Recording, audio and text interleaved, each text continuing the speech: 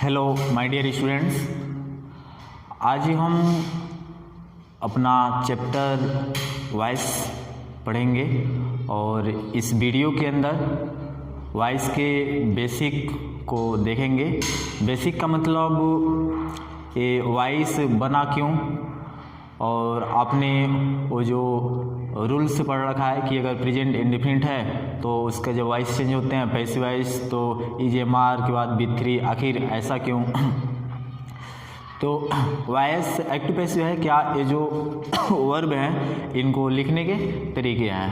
तो देखो मेरे भाई, इसको ना पढ़ने से पहले आप वो जो टेंस आइडेंटिफिकेशन के मैंने फर्स्ट और सेकंड पार्ट की वीडियो जो अपलोड कर रखे हैं, बना रखे हैं, उसको पहले आप देख लो, नहीं तो भाई क्या बोलते हैं, यह बेकार है आप लोग के लिए। इसलिए पहले आप उस मेरे उन दोनों टेंस आइडेंटिफिकेशन के वीडियो को देखिए, फिर ये अच्छे से समझ में आएगा। तो शुरू कर लेते हैं। सबसे पहले जानेंगे कि एक्टिव और पैसिव, एक्टिव टू पैसिव जाते क्यों हैं।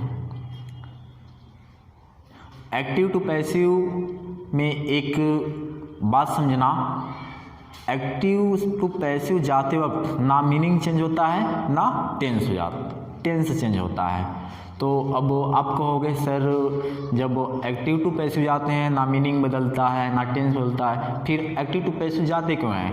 केवल स्ट्रेच चेंज करने के लिए, यानी क्या बोलते हैं, ऑब्जेक्ट के फोकस को, मतलब एक्टिव टू पैसिव इसलिए जाते हैं ताकि जो ऑब्जेक्ट हो उसको जब हम सब्जेक्ट बनाते हैं तो उस पर मेन फोकस किया जा सके, इसलिए। तो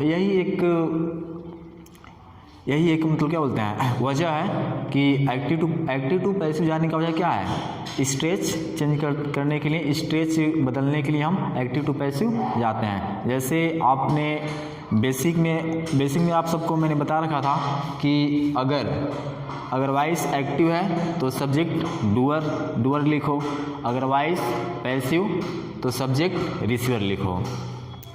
तो इनके स्ट्रेच को चेंज करने के लिए हम एक्टिव टू पैसिव जाते हैं। और क्या बोलते हैं, यह वॉइस का पार्ट 1 है।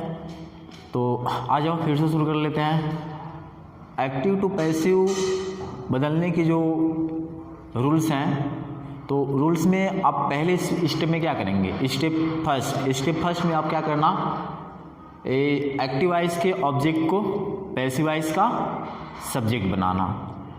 ऐसा क्यों, लॉजिक क्या है, लॉजिक क्योंकि हमें एक्टिव वॉइस के ऑब्जेक्ट को बनाना है सेंट्रल आइडिया मेन आइडिया, यानी एक्टिव वॉइस के ऑब्जेक्ट को हमें फोकस करना, मेन फोकस किस पर करना है, एक्टिव वॉइस के ऑब्जेक्ट को, किस में, पैसिव में। इसलिए हमें एक्टिव वॉइस के ऑब्जेक्ट को पैसिव का सब्जेक्ट बनाते हैं।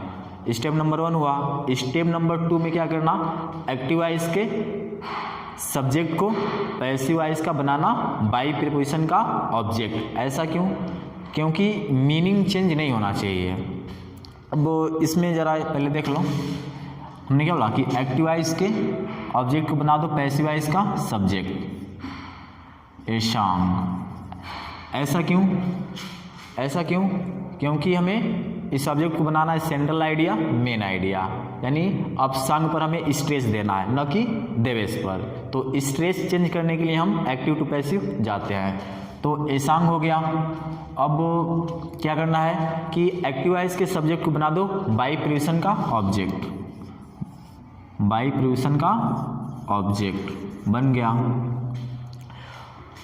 बाई प्रीपोजिशन का ऑब्जेक्ट क्यों, क्योंकि मीनिंग चेंज नहीं होना चाहिए। यानी अब इसमें देखो, देवेश गाना गाने का काम देवेश कर रहा है, तो इसमें भी यानी पैसिव में भी गाना गाने का काम देवेश ही करेगा, न कि गाना देवेश को गाएगा, समझे। तो यह लॉजिक है। फिर क्या बोलते हैं कि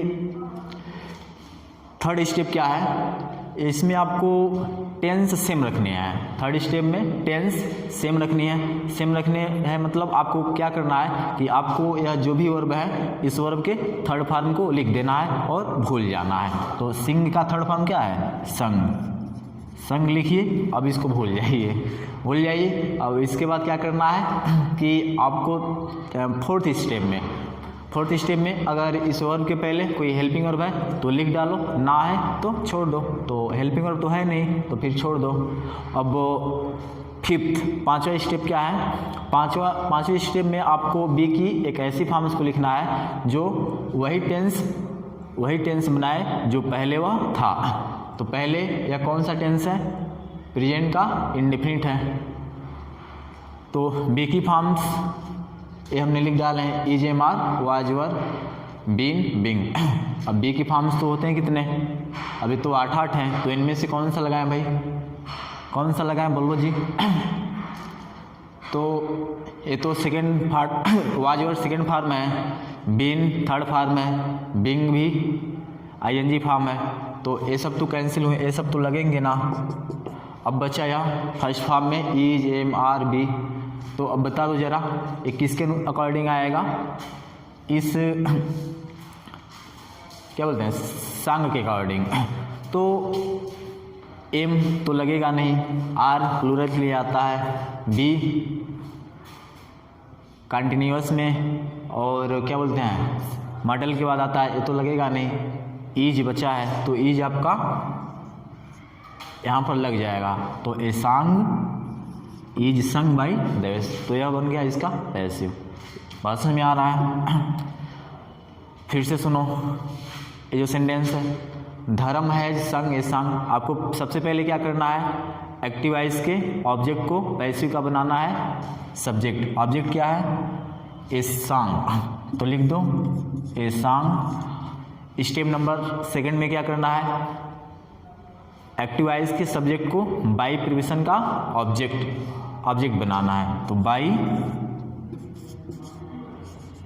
धर्म। ऐसा क्यों? क्योंकि मीनिंग चेंज नहीं होना चाहिए।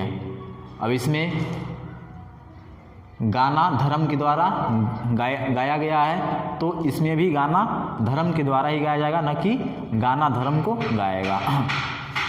तो बाई धर्म। अब थर्ड स्टेप में क्या करना है? आपको टेंस सेम रखनी है। टेंस सेम रखना है। तो सेम रखने में आपको करना क्या है? आपको जो भी वर्ब है उसका थर्ड फॉर्म लिख देना है। तो संग ऑलरेडी थर्ड फॉर्म है तो संग को लिख दीजिए। अब फोर्थ स्टेप में क्या करना है? जो आपके हेल्पिंग, अगर वर्ब के पहले हेल्पिंग वर्ब है तो हेल्पिंग वर्ब को लिख दीजिए। हैज, एक मिनट। तो आपको वर्ब के पहले अगर हेल्पिंग वर्ब है तो अगर हेल्पिंग वर्ब लिख दीजिए। उसके बाद क्या करना है? आपको पांचवें स्टेप में बी के फॉर्म्स लिखने हैं। बी के ऐसे फॉर्म्स को लिखने हैं जो वही टेंस बना दे जो पहले वह था। तो पहले यह किस टेंस में? प्रेजेंट परफेक्ट में। तो है तो क्रिया का थर्ड फॉर्म लगेगा। तो बी का फॉर्म्स कौन सा लगेगा? थर्ड फॉर्म क्या है? बीन है ना। तो इस बीन को लिख दीजिए। बात समझ में आ रही मेरे भाई? अब आगे देखो, Kunal was singing a song. Step number 1 क्या करना है? एक्टिवाइज के ऑब्जेक्ट को पैसिव का सब्जेक्ट बनाना है, ए सॉन्ग। ऐसा क्यों? क्योंकि हमें एक्टिवाइज के ऑब्जेक्ट को बनाना है सेंट्रल आइडिया, मेन आइडिया। अब क्या करना है? एक्टिवाइज के सब्जेक्ट को बनाना है बाई प्रीपोजिशन का ऑब्जेक्ट। तो बाई कुणाल। ऐसा क्यों? क्योंकि मीनिंग चेंज नहीं होना चाहिए। थर्ड स्टेप क्या है? थर्ड स्टेप में हमको टेंस सेम रखना है। टेंस सेम रखने के लिए आपको करना क्या है? जो भी वर्ब है उसके थर्ड फॉर्म को लिख देना है और भूल जाना है। तो सिंग, सेंग, संग हो गया। फोर्थ स्टेप में क्या है? अगर इसके पहले कोई वर्ब के पहले कोई हेल्पिंग वर्ब है तो उसको लिख दीजिए, वाज लिखा गया। पांचवें स्टेप में क्या करना है कि बी की एक ऐसी फॉर्म्स को लिखना है जो वही टेंस बनाए जो वह पहले था। तो पहले के या एक्टिव का कौन सा टेंस था? पास्ट का कॉन्टिन्यूअस। तो वाज के बाद क्या लिखेंगे? बी की कौन सी फॉर्म्स को लिखेंगे? कॉन्टिन्यूअस में क्या हेल्प करता है? बिंग। तो a song was being sung by, ऐसे हो गया। आगे देखो, Dhruv bought a book. Step number first क्या करना है, एक्टिवाइज के ऑब्जेक्ट को पैसिव का सब्जेक्ट ए बुक। ऐसा क्यों, क्योंकि एक्टिवाइज के ऑब्जेक्ट को बनाना है सेंट्रल आइडिया, मेन आइडिया नहीं, बुक पर स्ट्रेच देना है। फिर एक्टिवाइज के सब्जेक्ट को बनाना है बाई प्रिपोजिशन का ऑब्जेक्ट, बाई ध्रुव। ऐसा क्यों, क्योंकि मीनिंग नहीं बदलना चाहिए। स्टेप नंबर थर्ड में क्या है, आपको टेंस सेम रखना है। सेम रखने के लिए आपको करना क्या पड़ेगा, जो वर्ब है उसके थर्ड फॉर्म को लिख देना है और भूल जाना है। तो बाई बाट, बाट ऑलरेडी थर्ड फॉर्म है, तो BOUGST बाट हो गया। फोर्थ स्टेप में क्या करना है, अगर वर्ब के पहले हेल्पिंग वर्ब है तो लिख देना है, नहीं है तो छोड़ देना है। तो हेल्पिंग वर्ब है, नहीं छोड़ दो। पाँचवें स्टेप में क्या है कि आपको बी के ऐसे फॉर्म्स को लिखना है जो वही टेंस बनाए जो वह पहले था।